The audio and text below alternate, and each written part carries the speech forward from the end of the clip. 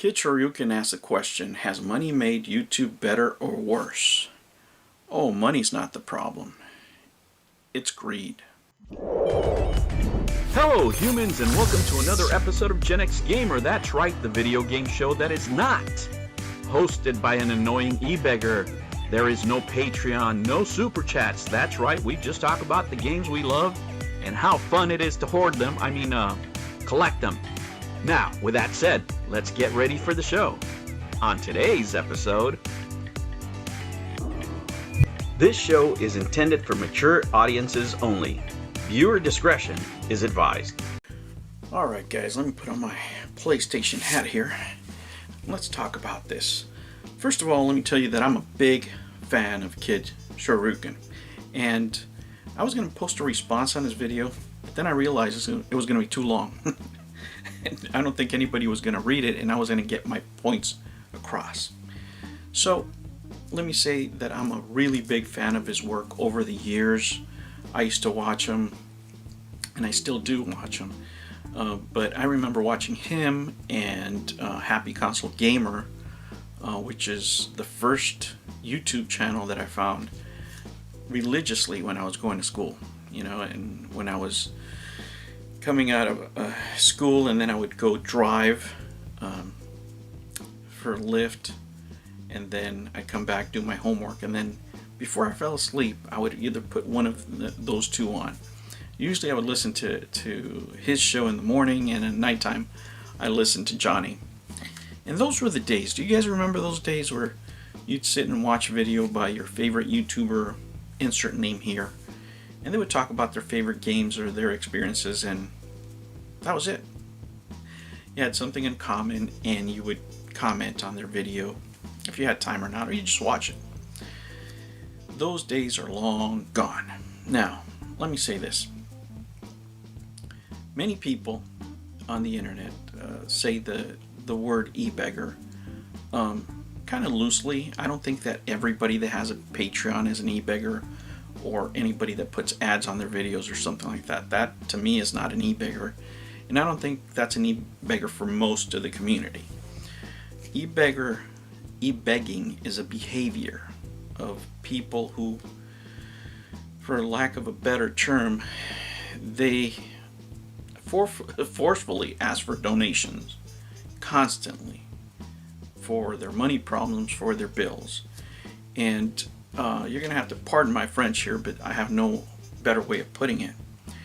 They have their head so far up their ass when it comes to YouTube that they sit there in a room full of video games.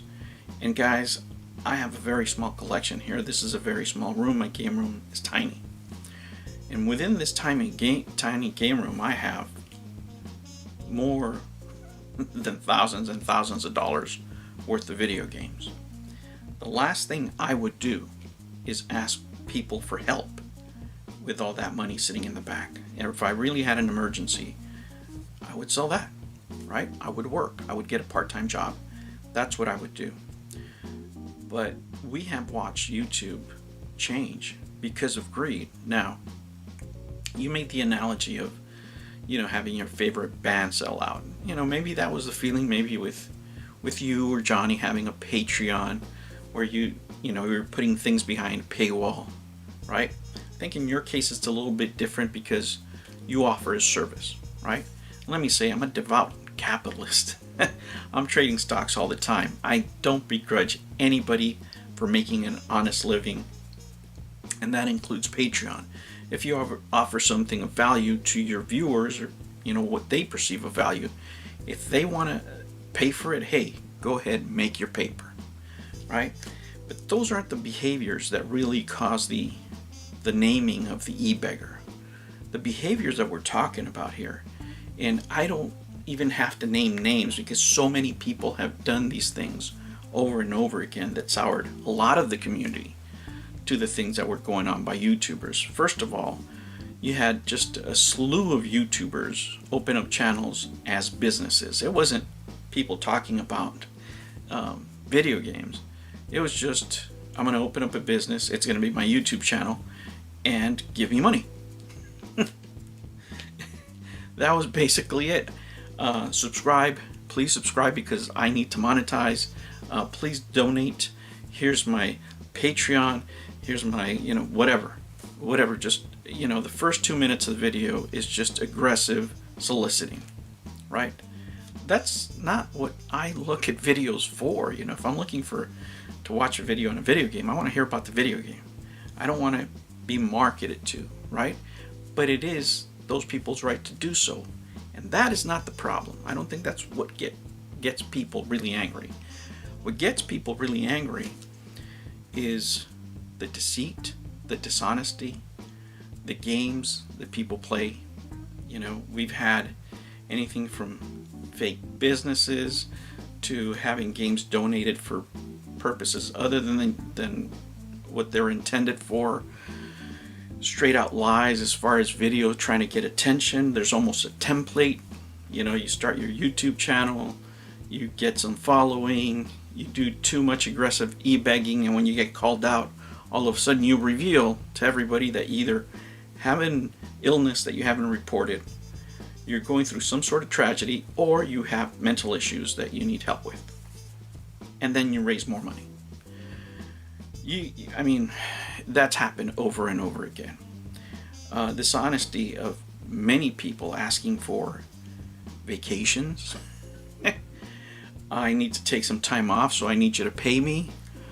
I have not worked because I've been making videos because of trying to please you guys. So since I haven't worked, now I don't have any money. This is adults saying this.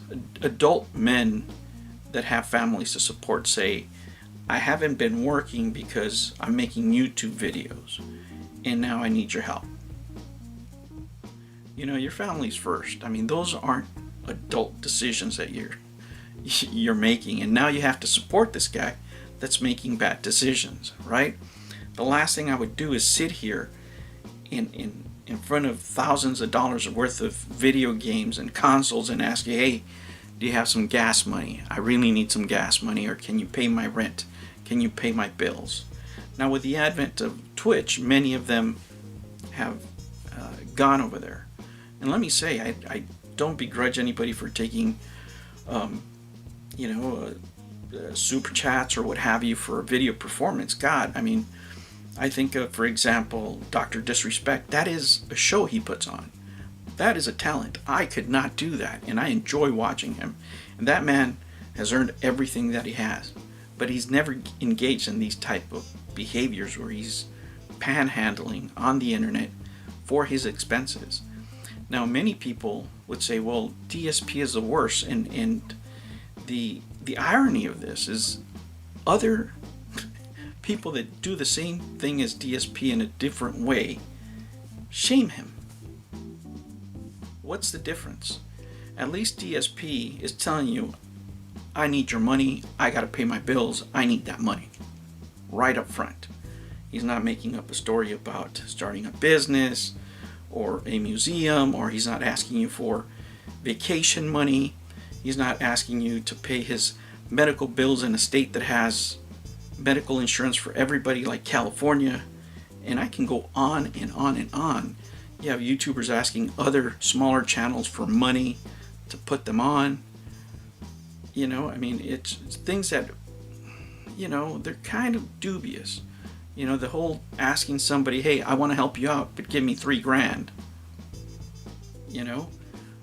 And we're losing a lot of channels because of this, and the other thing is, the biggest disappointment we have is with other YouTubers that don't call this behaviors out because maybe those are bigger channels. When you say, hey, this and this and this happened, or e-begging, what's that? What? I never heard of that. What? It's just not cool, man. And that's what I want to see. I wanted to see what I used to see. I want to watch the YouTube video, see what the person has to say, and that's it. I don't want to be sold anything. I don't want to be pushed into anything. I don't want to be coerced into giving a person money because they have some sort of made-up issue, but they really just want money.